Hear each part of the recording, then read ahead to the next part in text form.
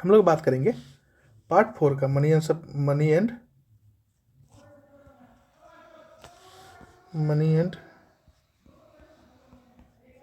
Banking. Money and banking की बात करेंगे।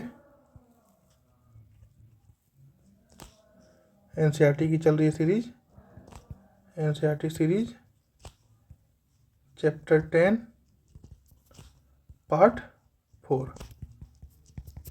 हमने पिछले लेक्चर में क्या बात करा था? रेपो रेट के बारे में बात करा था। एक बार रिवाइज कर रहे थे। रेपो रेट क्या है? रेपो रेट वो चीज़ें हैं कि क्या करता है, आरबीआई लोन देता है किसको? बैंक को। अब आरबीआई लोन दिया तो अब बैंक के पास क्या है? बैंक के पास सिक्योरिटीज है। तो बैंक ने क्या करा, उस सिक्योरिटीज को किसके पास जमा कर दिया? आरबीआई के पास जमा कर दिया। कि क्या हो कि मान लिया जाए अगर बैंक भाग भी जाए कहीं या फिर बैंक कभी कभार बंद भी हो जाए तो वो सिक्योरिटीज को क्या कर सकता है? आरबीआई बेच करके उससे जो भी पैसे निकलेंगे वो पैसे आरबीआई अपने पास रख सकता है। ठीक है। अब नॉर्मल केस में देखते हैं कि जैसे ही क्या करा बैंक, आरबीआई ने क्या करा, बैंक को लोन दिया तो उस कुछ ना कुछ उस लोन पे तो इंटरेस्ट लिया। उसी को क्या बोलते हैं? उसी को बोलते हैं हम लोग रेपो रेट। ठीक है। अब क्या है, अब जैसे ही मार्केट में रेपो रेट बढ़ा, आरबीआई ने क्या करा, अपना इंटरेस्ट रेट बढ़ा दिया। इंटरेस्ट रेट बढ़ा दिया। अब इंटरेस्ट रेट बढ़ा दिया तो क्या हो गया कि बैंक क्या करेगा? बैंक कम पैसे लेगा आरबीआई से। जब बैंक कम पैसे लेगा तो उसके पास कम पैसे होंगे लोन देने के लिए लोगों को। और जब उनके पास कम पैसे होंगे लोन देने के लिए लोगों के पास तो मार्केट में क्या होगा? पैसे की कमी होगी। और मार्केट में जब पैसे की कमी होगी तो क्या होगा? इन्फ्लेशन कंट्रोल होगा, महंगाई कंट्रोल होगा। लेकिन जैसे ही रेपो रेट कम हुआ, जैसे ही बैंक ने बोला कि जहाँ हमारा रेपो रेट 4% है वहाँ आप क्या करो 2% दे दो, तो क्या होगा? तो बैंक क्या करेगा? ज़्यादा से ज़्यादा पैसा लोन पे ले लेगा। और वही ज़्यादा से ज़्यादा पैसा जब लोन पे ले लेगा तो बैंक के पास क्या हो गया? ज़्यादा पैसा हो गया लोन देने के लिए लोगों को। अब जब लोगों को लोन देने के लिए पैसा हो गया तो बैंक क्या करेगा? ज़्यादा से ज़्यादा लोन दे देगा लोगों के पास। अब जब ज़्यादा लोगों के पास पैसे आ गया तो मार्केट में क्या हो गया? मार्केट में पैसे बढ़ गया। जब मार्केट में पैसे बढ़ गया तो जहाँ पर चीज़ें सस्ता मिल रही थी अब वो चीज़ें धीरे धीरे क्या हो गया? महंगा मिलने लगा। और महंगाई धीरे धीरे क्या हो गया? डिफ्लेशन, या फिर क्या बोलते हैं, सस्ता ही बोलते हैं या फिर जो भी बोलते हैं, चीज़ें सस्ता हो गई तो वो धीरे धीरे क्या हो जाएगा? कंट्रोल में आ जाएगा। अब क्या है? अब reverse repo rate. Reverse repo rate में क्या है? रिवर्स रेपो रेट में क्या है? Government securities with the repurchasing agreement moves to bank और liquidity reverse repo rate moves to RBI. It refers to the interest rate at which bank keep their excess fund with the Reserve Bank of India. अब क्या मतलब है? कभी कभी क्या होता है, कभी कभी किसी केस में क्या होता है कि बैंक के पास पैसे ज़्यादा हो गए। अब जब बैंक के पास पैसे ज़्यादा हो गए तो बैंक क्या करेगा? बैंक दे देगा लोन आपको। किसको? बैंक देगा लोन आरबीआई को।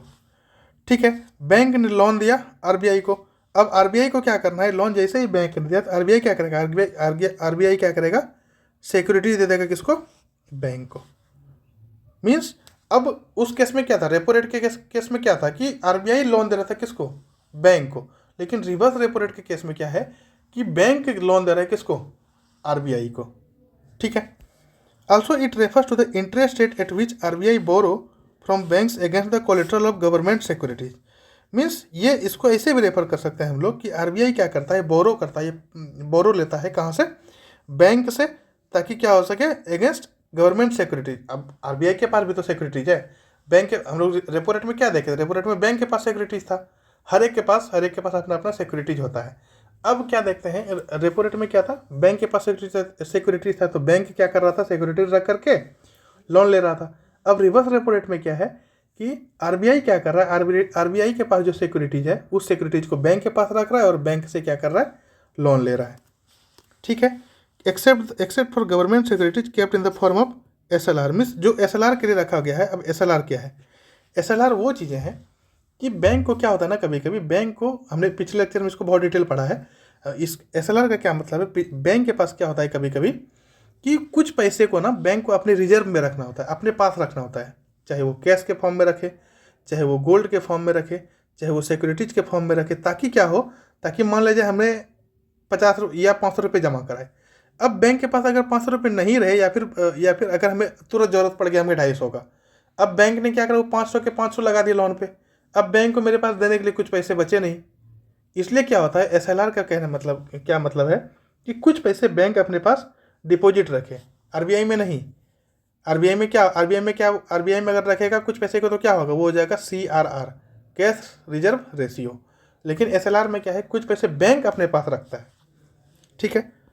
If the Reserve Bank of India increases the reverse repo rate, अगर आरबीआई ने क्या करा, रिवर्स रेपो रेट को इंक्रीज करा, then banks will park more amount with the RBI, thus decreasing the amount available with the bank to give loans to individual और firms leading to reduced money supply in the market. अब क्या है, अब अगर reverse repo rate क्या हुआ, increase हुआ, reverse repo rate increase हुआ, तो बैंक के पास क्या होगा, ज़्यादा अमाउंट क्या करेगा, वो ज़्यादा अमाउंट आरबीआई ले लेगा। इसके कारण क्या होगा, जो भी बैंक के पास अवेलेबल अमाउंट है वो क्या हो जाएगा, डिक्रीज हो जाएगा। मीन्स अब आरबीआई को क्या चाहिए, आरबीआई को लोन चाहिए।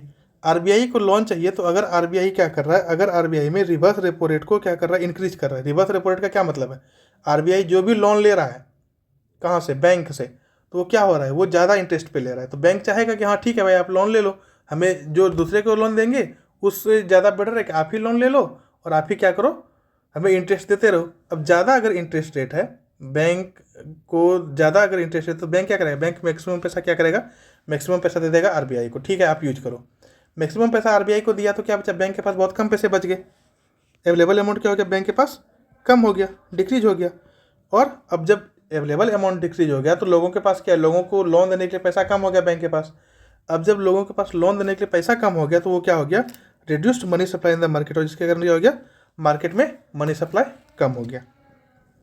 अगर अगर रिजर्व बैंक के पास, if Reserve Bank RBI of India, Reserve Bank of India decreases the reverse repo rate, then bank will park less amount to RBI, thus increasing the amount available with the bank to give loans individual or firms, leading to the increased money supply in the market। अब क्या है, अब reverse repo rate क्या हुआ, reverse repo rate को क्या करा, reverse repo rate क्या हुआ कि डिक्रीज हो गया। मीन्स जो भी इंटरेस्ट दे रहा है कौन, आरबीआई, वो कम इंटरेस्ट देगा बैंक को, क्योंकि बैंक ही लोन दे रहा है आरबीआई को।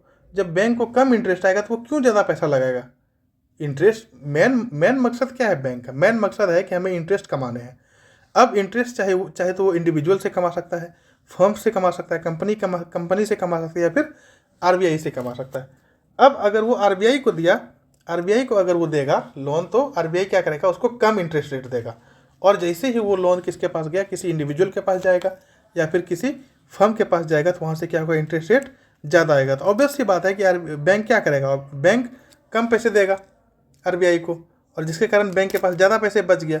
अब ज़्यादा पैसे जब बैंक के पास बच गया तो वो बैंक क्या करेगा, वो बैंक उस पैसे को क्या करेगा, किसी और को लोन देगा, किसी इंडिविजुअल को लोन दे दिया, किसी कंपनी को लोन दे दिया, किसी इंडस्ट्री को लोन दे दिया, जहाँ से क्या हुआ, मार्केट में पैसे का सप्लाई ज़्यादा हुआ। और जैसे ही पैसे का सप्लाई ज़्यादा हुआ तो यहाँ पर क्या हो गया, फिर वही बात, डिफ्लेशन कंट्रोल हो गया। मीन्स मार्केट में जहाँ पैसे का सप्लाई ज़्यादा हुआ, जहाँ लोगों के पास ज़्यादा पैसा आया तो वो ज़्यादा से ज़्यादा पैसे खर्च करेगा, और जहाँ मार्केट में सप्लाई कम हुआ वहाँ पर क्या होगा, महंगाई कंट्रोल में, क्योंकि लोगों के पास पैसे होगा ही नहीं कुछ खरीदने को। ठीक है, आ गया समझ, और अगर नहीं आया तो आप डाउट हमसे पूछ सकते हैं। अब आ जाता है हम लोग standing deposit facility, SDF. SDF का क्या मतलब है, SDF is the same as reverse repo rate. किस पे आ गए हम लोग, स्टैंडिंग डिपॉजिट फैसिलिटी या फिर एसडीएफ। एसडीएफ क्या है, सेम है रिवर्स रेपो रेट को, सेम क्या है, रिवर्स रेपो रेट है, एक्सेप्ट गवर्नमेंट सिक्योरिटी। यहाँ पर क्या है, हमने क्या रिवर्स रेपो रेट में क्या कर रहे थे कि बैंक क्या कर रहा था, पैसे दे रहा था या फिर लोन दे रहा था किसको, आरबीआई को, और आरबीआई बदले में क्या कर रहा था, सिक्योरिटी दे रहा था।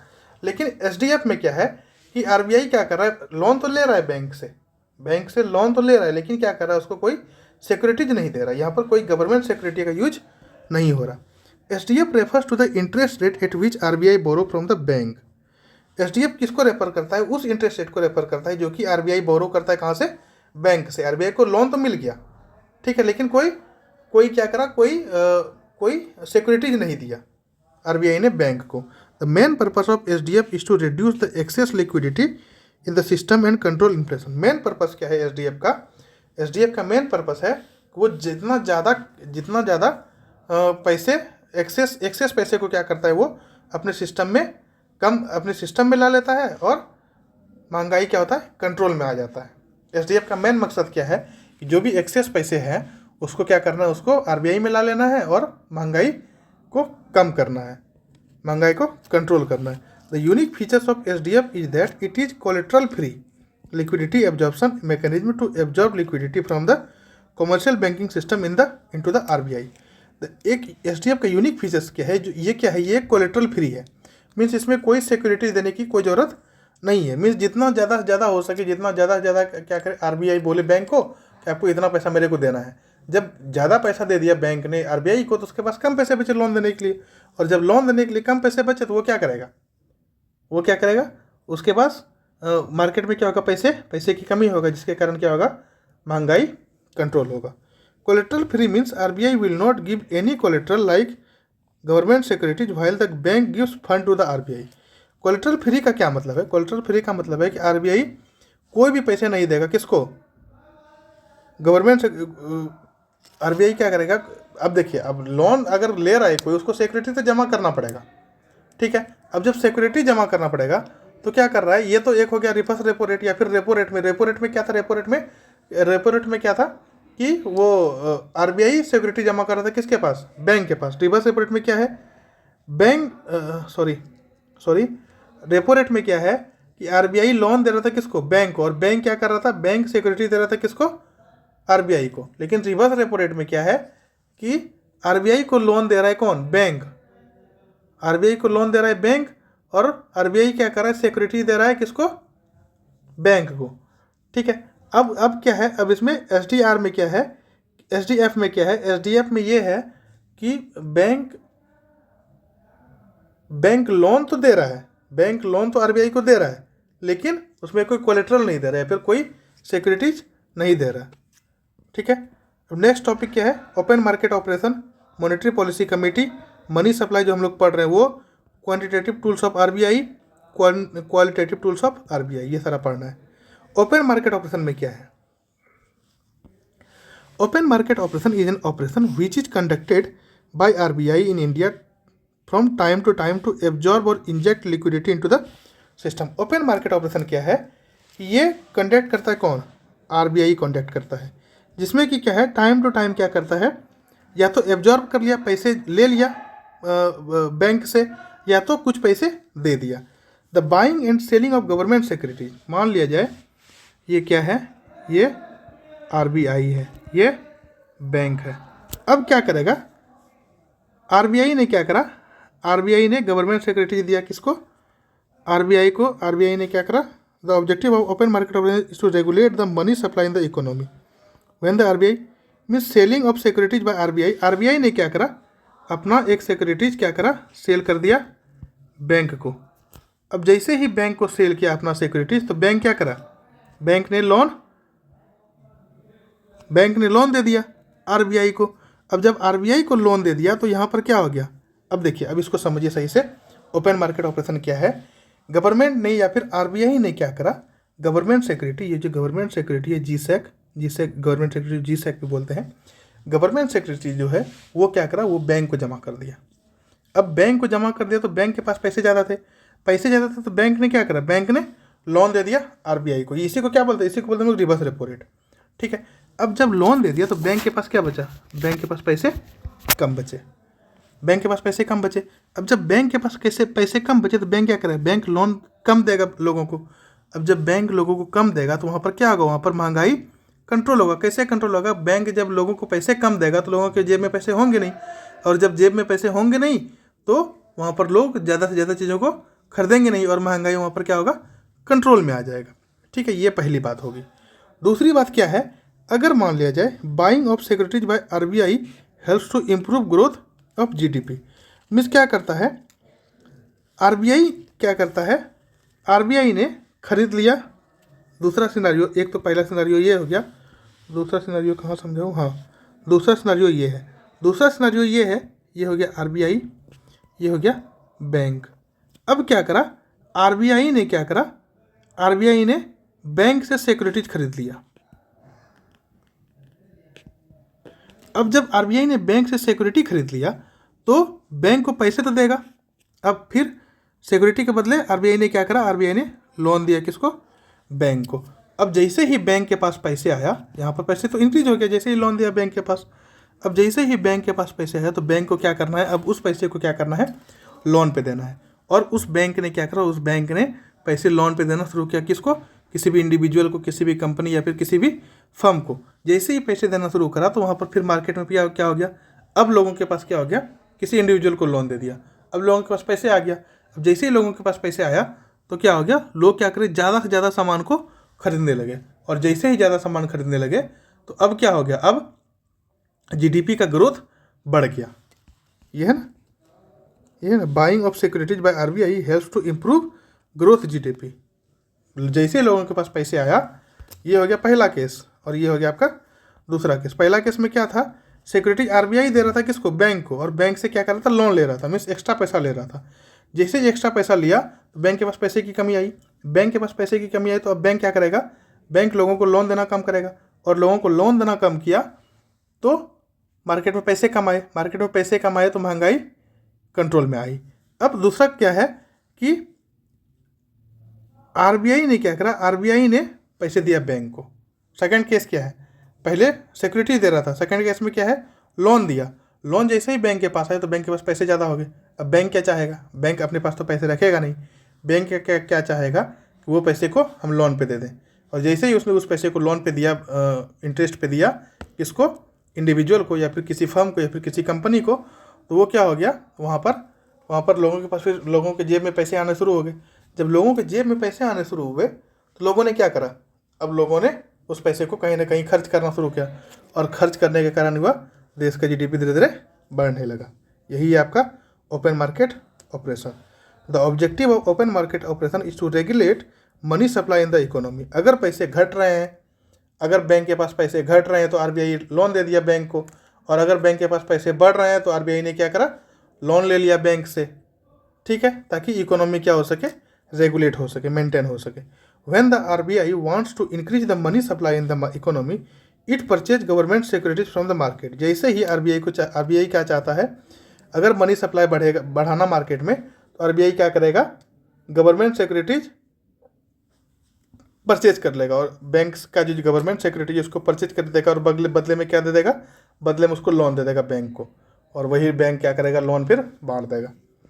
When the RBI wants to decrease money supply in the market, जैसे ही आरबीआई चाहता क्या है, अगर मनी सप्लाई मार्केट में कम हो या फिर पैसे का सप्लाई कम हो, तो वो क्या करेगा, गवर्नमेंट सिक्योरिटी को क्या करेगा, बेच देगा। और गवर्नमेंट सिक्योरिटी को बेचा तो suck out liquidity from the system से क्या करा, कैश को या फिर जो भी पैसे थे उसको अपने पास ला लिया। और जब अपने पास ला लिया तो बैंक के पास पैसे बचे नहीं, और जब बैंक के पास पैसे बचे नहीं तो वहाँ पर क्या होगा, धीरे धीरे मार्केट में पैसे कम आए, और धीरे धीरे क्या हो गया, वहाँ पर कंट्रोल हो गया आपका मनी सप्लाई। ठीक है, ये है आपका ओपन मार्केट ऑपरेशन। आया समझ ये कॉन्सेप्ट? ये हो सकता है आपके लिए नया हो, तो अगर नहीं समझ आए तो आप दोबारा डाउट हमसे पूछ सकते हैं। ठीक है, अब आते हैं हम लोग मॉनेटरी पॉलिसी कमेटी में। मॉनेटरी पॉलिसी कमेटी क्या है? The monetary policy committee of RBI is statutory body constituted as per section 45 ZB under the RBI act of 1934। 1934 RBI act के अनुसार क्या है, मॉनेटरी पॉलिसी बनाया गया, मॉनेटरी पॉलिसी कमेटी बनाया गया। कमेटी मीन्स क्या है, कमेटी मीन्स लोग, मीन्स बहुत 3 4 5 6 लोग मिलकर के क्या कर रहे हैं, उन चीज़ों को रेगुलेट कर रहे हैं। बाय सेंट्रल गवर्नमेंट, किसके द्वारा बनाया गया, सेंट्रल गवर्नमेंट के द्वारा बनाया गया। ठीक है, it decide the RBI benchmark interest rate to maintain price stability while keeping in mind the objective of growth. ये क्या डिसाइड करता है, आरबीआई के बेंचमार्क क्या डिसाइड करता है, कि इंटरेस्ट रेट को डिसाइड करता है to maintain price stability while keeping in mind the objective of growth. Means ये क्या करेगा, ये मॉनेटरी पॉलिसी कमेटी क्या करता है, इंटरेस्ट रेट को डिसाइड करता है, किस चीज़ के लिए, ताकि प्राइस का स्टेबिलिटी क्या हो सके, मेंटेन हो सके, क्या हो सके, मेंटेन हो सके। ठीक है, अब क्या है, composition of monetary policy committee. अब मॉनेटरी पॉलिसी कमेटी में कौन कौन है, ये क्या करते हैं, जो भी हैं ये मॉनेटरी पॉलिसी कमेटी में, ये क्या है, ये डिसाइड करते हैं रेपो रेट को, कि कितना रेपो रेट होना चाहिए, कितने में हमें क्या करना है, लोन देना है बैंक को, या फिर कितने में सिक्योरिटीज़ को लेने हैं। मतलब ये सारी चीज़ें कौन डिसाइड करेगा, यही मॉनेटरी पॉलिसी कमेटी ही डिसाइड करेगा। इस कमेटी में लगभग 6 मेंबर होते हैं। 3 members of the committee are from RBI. 3 members कहाँ से होते हैं, आरबीआई से होते हैं। और 3 मेंबर को कौन नॉमिनेट करते हैं, 3 members are nominated by 3 members are nominated by the RBI and 3 members, other 3 members are who are experts in finance, जो कि फाइनेंस में एक्सपर्ट है, इकोनॉमिक्स में एक्सपर्ट है, वो नॉमिनेटेड होते हैं। अब आरबीआई में जो है, RBI governor is the chairman of the monetary policy committee. अब क्या है, आरबीआई का जो गवर्नर है वो भी कमेटी का मेंबर है, लेकिन वही क्या होगा, इस मॉनेटरी पॉलिसी कमेटी का चेयरमैन भी होगा। वही क्या होंगे, मॉनेटरी पॉलिसी के चेयरमैन, मॉनेटरी पॉलिसी कमेटी के चेयरमैन भी होंगे। एक तो वो मेंबर हैं ही, और उसके साथ साथ क्या होंगे, वो चेयरमैन होंगे। The deputy governor of RBI is in charge of the monetary policy committee. Monetary policy committee के इंचार्ज कौन होंगे, deputy governor of RBI. RBI के जो डिप्टी गवर्नर है वो क्या होंगे, इंचार्ज होंगे किनके, मॉनेटरी पॉलिसी कमेटी के। And officers of the central bank to be nominated by the RBI board. और एक ऑफिसर्स सेंट्रल बोर्ड का, जो कि नॉमिनेट कौन करेगा, आरबीआई बोर्ड नॉमिनेट करेगा एक ऑफिसर्स को। अब और ये जो 3 मेंबर है, ये 3 मेंबर्स होंगे जो फाइनेंस में एक्सपर्ट होंगे, इकोनॉमिक्स में एक्सपर्ट होंगे। जैसे कोई आईआईटी आईएम से किया हुआ है, वो फाइनेंस में एक्सपर्ट्स है, या फिर इकोनॉमिक्स में एक्सपर्ट है, उसमें से 3 मेंबर्स को चूज किया जाएगा। All decision taken in this committee are by voting. सभी डिसीजन को किसके द्वारा लिया जाएगा, वोटिंग के थ्रू लिया जाएगा। मान लिया जाए 2-4 वोट आए, 6 मेंबर हैं, तो किस किस पार्ट में हो सकते हैं, किस किस टाइप में हो सकते हैं, ये हो सकते हैं आपका 2 पार्ट में। क्या क्या, 2-4 हो गया, 1-5 हो गया, और 3-3 हो गया। कहने का मतलब है 2-4 हो गया तो मेजोरिटी हो गया, इस वाली बातें को माना जाएगा। जहाँ पर वोट 1 और 5 आया, वहाँ पर ये मेजोरिटी हो गया, इस वाली बात को माना जाएगा। लेकिन जहाँ पर 3-3 आया, ये क्या हो गया, ये टाई हो गया। The quorum of the monetary policy should be 4 member. एक मॉनेटरी पॉलिसी में मीन्स मैक्सिमम पास आउट होने के लिए क्या होना चाहिए, 4 मेंबर होना चाहिए, मीन्स 4 मेंबर का वोट आउट होना चाहिए। The governor of RBI has a casting vote when there is an incidence of tie. जहाँ पर ये 3-3 का केस आ गया, तो ये क्या हो गया, ये टाई का केस आ गया। मीन्स क्या हो गया, ये टाई का केस आ गया। जहाँ पर टाई हुआ तो वहाँ पर क्या करेगा, चेयरमैन जो है या फिर गवर्नर जो है आरबीआई का, वो वोट कास्ट करेगा, और वो जिसके फेवर में कास्ट किया वही बातों को माना जाएगा। There are minimum of 4 meetings that should be conducted in a year. एक साल में लगभग 4 मीटिंग होनी चाहिए, जो कि कंडक्ट होना चाहिए उस आरबीआई में। The monetary policy is answerable to the government when the inflation rate is outside the 2% to 6% limit for 6 month. Monetary policy ही एंसरेबल है गवर्नमेंट को जब क्या होगा, इन्फ्लेशन रेट क्या हो जाएगा, 2% से 6% के लिमिट से 6 महीने में क्या हो जाएगा, इन्फ्लेशन रेट बढ़ करके 2% से 6% हो जाएगा 6 महीने के लिमिट में। यही आंसरेबल है कौन, मॉनेटरी पॉलिसी का कमेटी ही आंसरेबल है। अब आ जाते हैं हम लोग किस पे, मनी सप्लाई के ऊपर। The Reserve Bank of India controls the money supply in the economy. Money supply को कौन कंट्रोल करता है, आरबीआई कंट्रोल करता है। 4 measures are used by RBI to calculate the supply of money in the economy. 4 measures है जो कि RBI mainly क्या करता है, कैलकुलेट करता है ताकि मनी क्या हो सके, इकोनॉमी में सप्लाई हो सके। जो भी मनी सप्लाई इकोनॉमी में उसको रेगुलेट कर सके या फिर उसको कैलकुलेट कर सके। जैसे M1, M2, M3 और M4। अब इसमें क्या हो गया, हमारे पास देखते हैं सिचुएशन क्या क्या हो सकता है। हमारे पास सिचुएशन हो सकता है कि करेंसी कोइंस विद पब्लिक। क्या हो सकता है, हमारे पास खुद का पैसा हो सकता है, हमारे पास हम खुद के पैसे रख सकते हैं। दूसरा क्या कर सकते हैं, बैंक में पैसे रख सकते हैं। दूसरा क्या कर सकते हैं, हम बैंक में पैसे रख सकते हैं। बैंक में 2 तरह के पैसे रख सकते हैं। एक तो डिमांड डिपॉजिट, कि तुरंत हमने डिमांड करा और तुरंत हमें मिल गया, या फिर तुरंत हमने पैसा करा और तुरंत हमें अगर चाहिए तो हमें तुरंत मिल गया। एक हो गया time deposit, means fix deposit. Means वो फिक्स डिपॉजिट होने के बाद मीन्स तुरंत वो नहीं मिलेगा, वो उसका अवधि पूरा होने के बाद ही मिलेगा। ठीक है, एक तो बैंक में रख सकते हैं पैसा। दूसरा रख सकते हैं हम पोस्ट ऑफिस में। पोस्ट ऑफिस में 2 तरह के पैसे रख सकते हैं, डिमांड डिपॉजिट रख सकते हैं और टाइम डिपॉजिट रख सकते हैं। मीन्स डिमांड डिपॉजिट भी रख सकते हैं और टाइम डिपॉजिट मीन्स तुरंत पैसा निकाल भी सकते हैं और उसको बहुत दिन के लिए डाल भी सकते हैं, फिर बहुत दिन के लिए एफडी भी कर सकते हैं। अब M1 means market, M1 market में आए। इसमें क्या होगा, इसमें क्या होगा, इसमें पब्लिक के पास तो पैसे है ही, और क्या हो सकता है, ये बैंक में पैसे जो रखेगा वो क्या रखेगा, डिमांड डिपॉजिट रखेगा। और टाइम डिपॉजिट, डिमांड डिपॉजिट जो पोस्ट ऑफिस में और टाइम डिपॉजिट जो पोस्ट ऑफिस में वो नहीं होगा इस M1 वाले मार्केट में। अब M1 वाले मार्केट में क्या है, कैश या कॉइन्स विद पब्लिक, पब्लिक के साथ कैश या कॉइन्स होगा। Demand liability with bank, bank case में जो डिमांड डिपॉजिट है वो होगा, plus other deposit with RBI के साथ अदर डिपॉजिट जो है, जैसे कि आपका डिमांड डिपॉजिट हो गया बैंक में, और ये सारी चीज़ नहीं होगी। ठीक है, अब M2 में आते हैं। M2 में क्या है, पब्लिक के पास जो करेंसी या कॉइन्स है वो तो होगा ही, उसके बाद बैंक में जो डिमांड डिपॉजिट है वो होगा, और पोस्ट ऑफिस में जो डिमांड डिपॉजिट है वो होगा। ठीक है, M3 में क्या हो गया, पब्लिक के पास जो पैसे है वो तो होगा ही, और जो डिमांड डिपॉजिट है बैंक में, और जो डिमांड डिपॉजिट है आपका फिक्स डिपॉजिट है वो भी इसमें इंक्लूड हो जाएगा। M4 में क्या होगा, M4 वाले मार्केट में क्या होगा कि सारे डिपॉजिट क्या है, इसी में है, सारे जगह पे डिपॉजिट है। मीन्स पब्लिक के पास जो है ही डिमांड डिपॉजिट जो बैंक में है वो भी है, और जो FD है वो भी है, और इसमें भी जो DD है डिमांड डिपॉजिट है, और ये इसमें जो FD है वो भी है। M2, M3 और M4।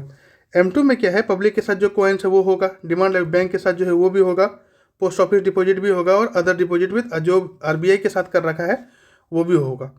3 जगह हम पैसे रख सकते हैं ना, बैंक, पोस्ट ऑफिस और RBI तो रेगुलेट कर रहा है। ठीक है, कैश जो है अपने पास तो है ही, उसके बाद बैंक में जो है वो भी है।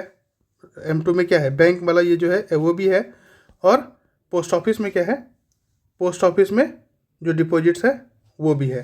किसमें, M2 वाले मार्केट में। M3 वाले मार्केट में कैश कॉइन्स विद पब्लिक तो है ही, डिमांड लायबिलिटी विद बैंक के साथ जो है वो तो है ही, उसके बाद टाइम लायबिलिटी विद बैंक, इसमें FD भी आ जाएगा, इसमें FD भी आ जाएगा M3 वाले में। M4 वाले में जो पब्लिक के पास कैश और कॉइन्स है वो तो होगा ही, उसके बाद demand liabilities with bank plus post office deposits plus time liabilities with bank plus other deposit with RBI, इसमें चारों आ जाएगा। अब लिक्विडिटी आता है। लिक्विडिटी का क्या मतलब है, the ease with which something can be converted into cash in termed as liquidity. Means कहने का मतलब है कितना आसान तरीके से क्या कर सकते हैं हम, किसी भी चीज़ों को कन्वर्ट किस में कर सकते हैं, कैश में कन्वर्ट कर सकते हैं। कितना आसानी से किसी भी चीज़ों को क्या कर सकते हैं, कैश में कन्वर्ट कर सकते हैं, उसको क्या बोलते हैं, लिक्विडिटी बोल सकते हैं। लिक्विडिटी ऑर्डर क्या है, पहले M2 आएगा, उसके बाद पहले M1 आएगा, फिर M2, फिर M3 और M4। M1 और M2 में क्या है, ये इसको नैरो मनी बोलते हैं, और M3 और M4 को क्या बोलते हैं, ब्रॉड मनी बोलते हैं। कहने का मतलब है कि कितना जल्दी क्या हो सके हमें, कितना जल्दी किसी भी चीज़ों को कैश में डिपॉजिट कितना जल्दी किसी भी चीज़ों को कैश में कन्वर्ट कर सकते हैं। अब M1 और M2 क्या है, M1 और M2 में क्या है, हम करेंसी को क्या कर सकते हैं, करेंसी तो हमारे पास है ही, और M2 में क्या है, M2 में जब हम चाहें तब क्या कर सकते हैं, डिमांड डिपॉजिट को निकाल सकते हैं। मतलब ये बहुत जल्दी क्या हो सकता है, कैश में कन्वर्ट हो सकता है। M2 में क्या है कि करेंसी कॉइन्स तो है ही, ये तो हमारा अपना मैनेजर निकाल सकते हैं। इसमें डिमांड डिपॉजिट में जो बैंक में डिमांड डिपॉजिट कर रखा है उसको हम कभी भी निकलवा सकते हैं, और जो पोस्ट ऑफिस में डिमांड डिपॉजिट करवा रखता है उसको भी कभी भी निकाल सकते हैं। ठीक है, ये हो गया आपका नैरो लिक्विडिटी में। ये किस में आ गया आपका, नैरो मनी में। और ब्रॉड मनी में क्या है, ब्रॉड मनी में क्या है, M3 में क्या है, एक तो हमारे पास जो कैश है वो तो है ही, कैश या कॉइन जो है वो तो है ही पब्लिक के पास। उसके बाद क्या है, उसके बाद डिमांड डिपॉजिट को हम निकाल सकते हैं, लेकिन इसमें क्या हो सकता है, लेकिन इसमें टाइम आ सकता है, टाइम लग सकता है। किसमें, FD में। बैंक के पास जो FD है उसमें टाइम लग सकता है। ठीक है, इसलिए ये तीसरे नंबर पे आया कन्वर्ट करने में। उसके बाद चौथे नंबर पे क्या आया, M4 में क्या है, इसमें ये तो चलिए ठीक है, ये तो मान लिए, ये भी मान लिए और ये भी मान लिए, लेकिन ये दोनों जो FD है ये दोनों क्या करेगा, ये दोनों टाइम लगाएगा। तो लिक्विडिटी का क्या मतलब है, लिक्विडिटी का मतलब है कि कितना जल्दी हम किसी भी चीज़ को क्या कर सकते हैं, कैश में कन्वर्ट कर सकते हैं। ठीक है, उसी को क्या बोलते हैं हम लोग, लिक्विडिटी बोलते हैं। आया समझ लिक्विडिटी, नहीं आया तो प्लीज़ कमेंट। उसके बाद आते हैं हम लोग, अब हम क्या है, RBI के पास 2 टूल हो सकते हैं किसी भी चीज़ों को मेजर करने के लिए। 2 टूल होते हैं, एक तो क्वांटिटेटिव और एक qualitative.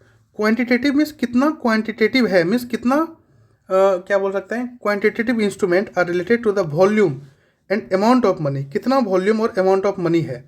These tools are use to control the overall level of currency and volume of bank credit in the economy. यही टूल्स क्या करता है, किसके लिए यूज रहता है, this tools are use to control the overall level of currency.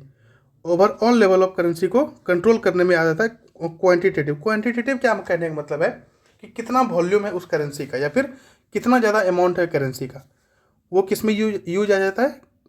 This tools are use to control overall level of currency. Overall level of currency को control करने में यूज आ जाता है and the volume of bank credit in the economy. ठीक है। Various quantitative qualities of RBI क्या क्या है? रेपो रेट, रेपो रेट भी तो यही मेजर करता है कितना इंटरेस्ट देना है, कितना लेना है। SLR, SDF, fixed reverse repo rate और ओपन मार्केट ऑपरेशन, ये सब क्या है? ये सब आपका क्वांटिटेटिव क्वालिटीज ऑफ आरबीआई। अब आते हैं क्वालिटेटिव टूल्स। क्वालिटेटिव टूल्स क्या है? The qualitative tools of monetary policy encompass mechanism such as credit rationing, consumer credit regulation, guidelines, margin requirements, and ethical precautions.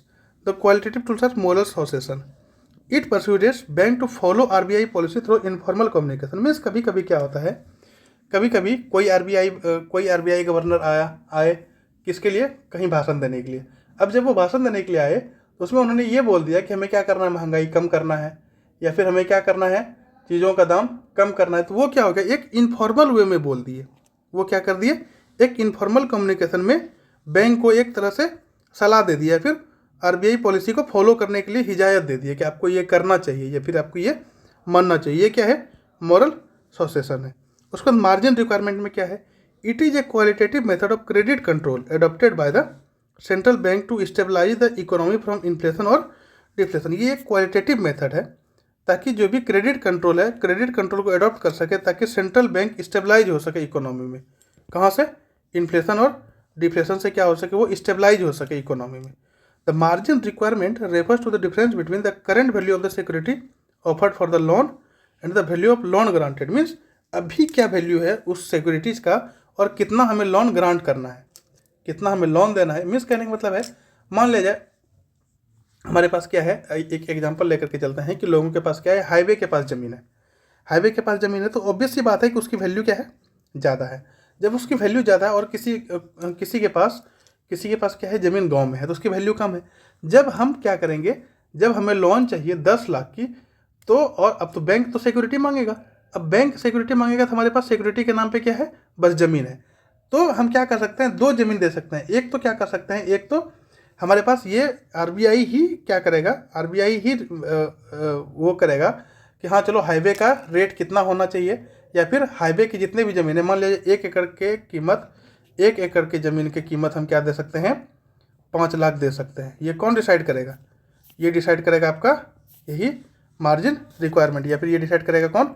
RBI decide करेगा कि हम एक एकड़ का, सॉरी 1 CR नहीं है, 1 एकड़ है, 1 एकड़ का हम कितना कीमत दे सकते हैं, 5 लाख कीमत दे सकते हैं।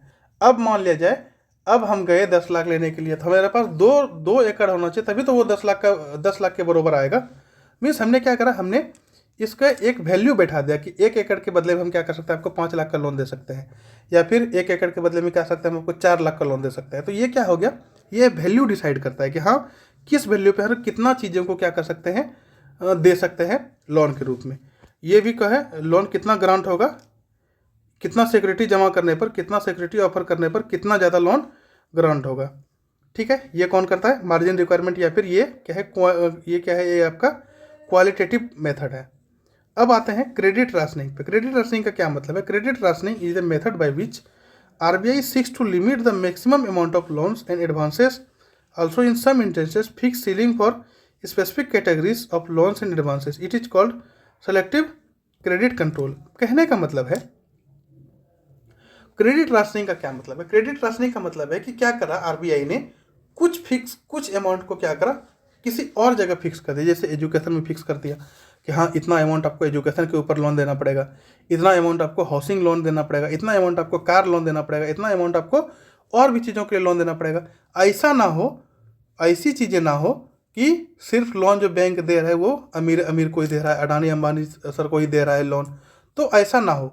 उसके साथ क्या हो, बैंक क्या करे कि जैसे एजुकेशन पे कुछ लोन जाना चाहिए, कुछ लोन किस पे जाना चाहिए, कुछ लोन आपका घर के लिए जाना चाहिए, कुछ लोन आपका क्या होना चाहिए, कुछ लोन आपका किसी कार के लिए जाना चाहिए, कुछ लोन आपका कोई मीन्स कहने का मतलब है कोई अच्छे काम में जाना चाहिए। तो ये क्या करता है, ये क्रेडिट राशनिंग करता है। ये क्या करता है, क्रेडिट राशनिंग करता है। ये भी क्या है, ये भी एक क्वालिटेटिव प्रॉपर्टी है। फिर क्वालिटेटिव मेथड है किसका, आरबीआई का, कि कुछ अमाउंट क्या होना चाहिए, सब अमाउंट ऐसा नहीं कि सब अमाउंट, सारा अमाउंट को क्या करना है, सारा अमाउंट को दे दिए किसको, सारा अमाउंट को किसको दे दिए, मीन्स सारा अमाउंट को अमीर लोगों को दे दिए, और जो गरीब लोग हैं उसको लोन मिला ही नहीं।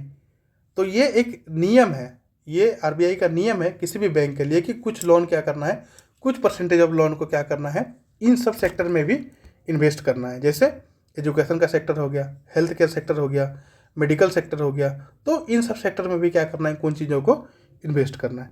डायरेक्ट एक्शन का क्या मतलब है, आरबीआई क्या कर सकता है, किसी भी बैंक के ऊपर एक्शन ले सकता है अगर वो फुलफिल नहीं कर रहा कंडीशन और रिक्वायरमेंट, आरबीआई का जो भी कंडीशन है या फिर जो भी फुलफिलमेंट है या फिर जो भी रिक्वायरमेंट है, उन चीज़ों को अगर पूरा नहीं कर पा रहा है तो आरबीआई क्या कर सकता है, डायरेक्टली एक्शन ले सकता है उस बैंक के खिलाफ। RBI may refuse to discount their papers, give excess credit और charge a penal rate of interest over and above the bank rate for credit demanded beyond a limit. Means अगर क्या करा है, अगर सीधी सीधी 100 बात की एक बात यही है कि अगर बैंक नहीं मान रहा आरबीआई की बातों को, वो क्या कर सकता है, उसके ऊपर डायरेक्ट एक्शन आरबीआई के ऊपर ले सकता है। ये क्या है, ये आपका क्वालिटेटिव प्रॉपर्टी हो गया। मीन्स ये सारी क्वालिटी है आरबीआई के पास, ताकि वो बैंक को क्या कर सके, रेगुलेट कर सके, अच्छे तरीके से सुचारू ढंग से क्या कर सके, रेगुलेट कर सके। ठीक है, यहाँ पर हमारा टॉपिक ख़त्म हुआ, bank and money and banking. Money and banking का सारा टॉपिक यहाँ ख़त्म हुआ, एनसीईआरटी बेस्ड जो भी टॉपिक है यहाँ सारा ख़त्म हुआ। Thank you so much, take care, जय हिंद जय भारत। सही से पढ़ाई लिखाई कीजिए, जो भी डाउट हो आप कमेंट कर सकते हैं, मैं उसके लिए एक स्पेशल या फिर अलग वीडियो बना दूंगा। ठीक है, thank you so much, bye bye.